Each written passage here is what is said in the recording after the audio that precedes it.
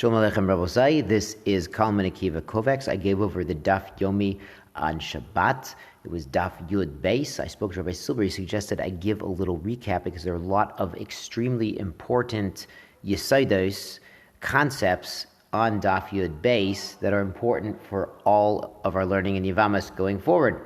So we talked about actually three different women who throw a wrench into Yibam, potentially, that either they themselves or at least their tzara would be unable to do Yibam. The first one was Machzir Grushaso, and this is when a man divorces his wife, and then she goes and remarries somebody else, and then that marriage ends, and then the first man remarries his wife. Now this is an Isser. He is not allowed to remarry his divorcee once she's been married to someone else in the interim. It's called a tuma, it's called a tueva, it's a very strong lav. But since it's a lav, and not worse than a lav, kiddushin is tosin, they are actually legally married. This is distinct from the cases we saw in the first Mishnah, which were Isser Karas, which there's no kiddushin there. So that would really preclude any marriage from happening at all. So it's important to know there's a spectrum of Isurim, that a man and a woman could be usher to be together with a punishment of execution, misas bezdin, or karas, and those categories, there's no kiddushin whatsoever. There's no marriage that can take place there. But if it's an isser lav or even an isser aseh, there is a marriage created, even though it's against the will of the Torah. So in this case, the machzir grushaso, the man remarried his divorcee. There's a shaila about what we could do with her if she's eligible for Yibam, and her co-wife if the co-wife is even eligible for Yibam. The Gemara tried to bring a proof. It's mentioned twice. It's mentioned on Yud Aleph Amid Beis. It's mentioned on Yud Beis Amid Aleph by saying there's a brisa, there's a teaching that one woman is kashera, one woman is pasula, so do Yibam on the kashera and do chalitza on the pasula. They say, isn't this a proof that you can't deal with the returned divorcee, but you could deal with the tzara, the co-wife? They say, no, maybe it's talking about kasher and pasul to other men, to kohanim.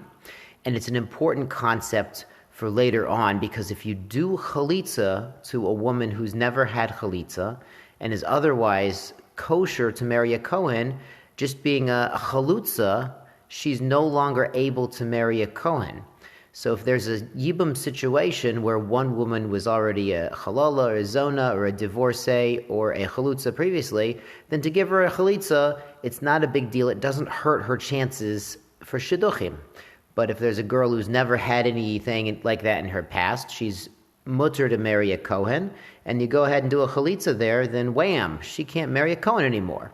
So it's a very interesting concept. It's actually brought by Rav Yosef in the name of Rebbe Yehuda Hanassi, who phrases it like this: don't pour out your water even if you don't need it, because somebody else might need it.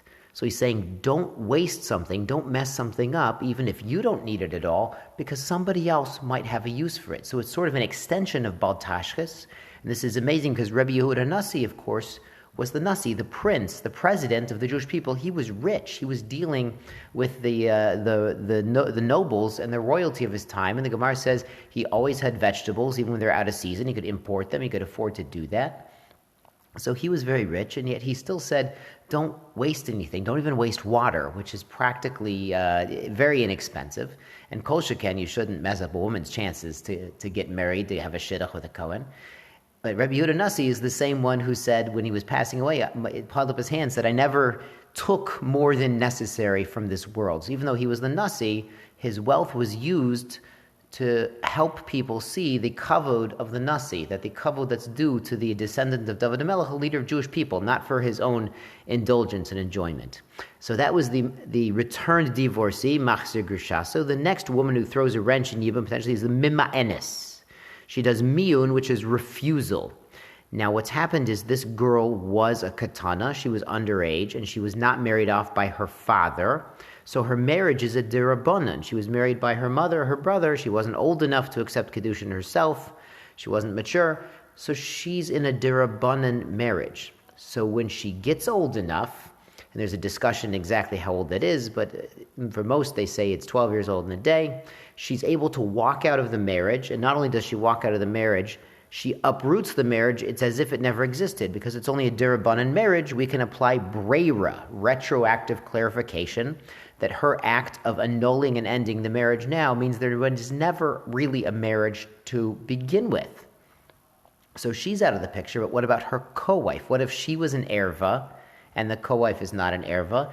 If this girl who's now grown up walks out of the marriage with miyun, with refusal, maybe her co-wife is not a Sarah's erva. Maybe she's not the Sarah of an erva, and she'd be allowed to do the yibum.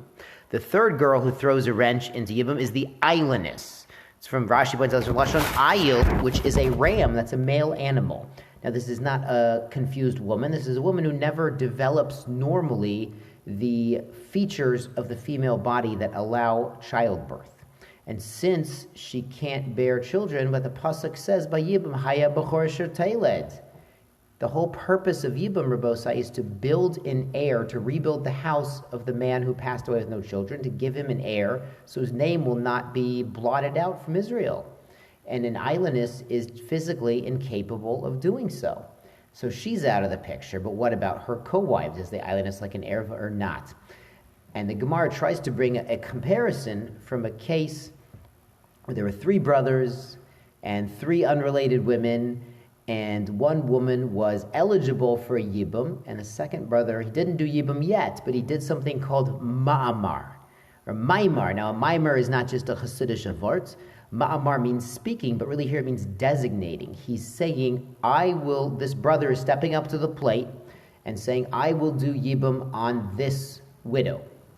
So he's stating his intention to perform yibum, but he hasn't done it yet. So it's a dirabanan linkage. It's kind of like the first stage of marriage, but it's only a dirabanan here. It's kind of like getting engaged, but it doesn't have a deraisa effect yet. Maybe he gives her a ring or some jewelry, or they throw a party and they look for a caterer in a wedding hall, for their yibum party. But the Maamar has only effect dirabanan. It creates a bond dirabanan. It's really interesting if you look in the Rambam in Chilchos Ishus. He talks about marriage and yibum and everything. The very first halacha in Ishus, he talks about the history of marriage. It's amazing. He says, before Matan Torah, a man and a woman, they met in the shuk, and if they liked each other, they would simply move in and start living as man and wife, and they were married, mazel tov. And he says, once the Torah was given, we were commanded on kiddushin, that there'd be a kiddushin, and then a nisuin, a bringing in, and then they go live together after that, after the kiddushin takes place, and then the chuppah. So this yibum, in a sense, is like a return to the old pre-Torah way, where they would just start living together as man and wife, and they were recognized as married. Yibum works this way because this woman has already received the kiddushin from the brother who's deceased.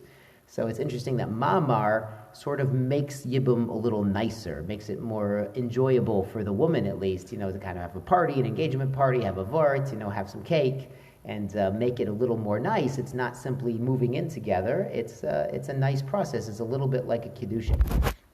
So that was compared to the Aylonis, the woman who can't have children.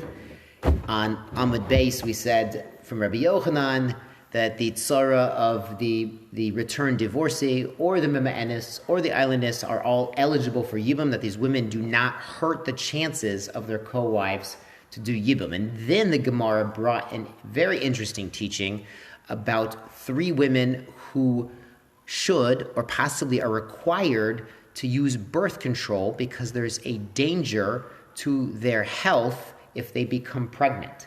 And it's a very interesting machlokes Rashi Tosfos.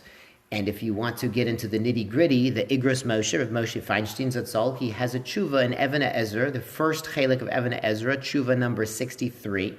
And he gets into the shitos about birth control and about hashchasas zera. And the nitty-gritty's there. And it's really, if this is a possibility, it's really a discussion to be had between a husband and a wife and a posek who's knowledgeable not only in the halacha and the tshuvas and the details, but also in the medical process and the effectiveness of various kinds of birth control and their halachic acceptability. The Gemara brought this because the Mishnah had said, well, you never find a mother-in-law or someone else who's given birth who also does miyun. So we say, really, never? Because we're concerned that maybe a younger girl who's not fully developed is going to get pregnant. It'll be a risk to her health. So that's why it came up, because they're trying to analyze the Mishnah maybe this woman got pregnant very early, and the Gemara concludes, if she's old enough to get pregnant, she's not a katana anymore. That's a sign in and of itself. The fact that she can bear a child it shows that she's really a gedola. So Yud Beis, in conclusion, there's a lot of concepts here. There's the Aylonis, who can't bear children, the Memaenes, who was married to Rabbanan and could walk out through Breira, and there's a Maamar, which is a Dirabanan connection, a Machzir Grusha, which is a Lav, so Kedushin does work, even though it's a sin. And it's something important to keep in mind as we go through Nashim, Rabosai, as we go through analyzing these things, they come up again. We're going to see Maamar again, we're going to see the Zika bond again, we're going to see the Aylonis, we're going to see Memaenes, we're going to see the Sugya of birth control again in Ksuvas, in Nida, it comes up again and again. So if we become familiar with these concepts a little bit at a time, when we see it the next time, we're going to have it under our belt and we know what we're doing. Shkoyach Rabosai.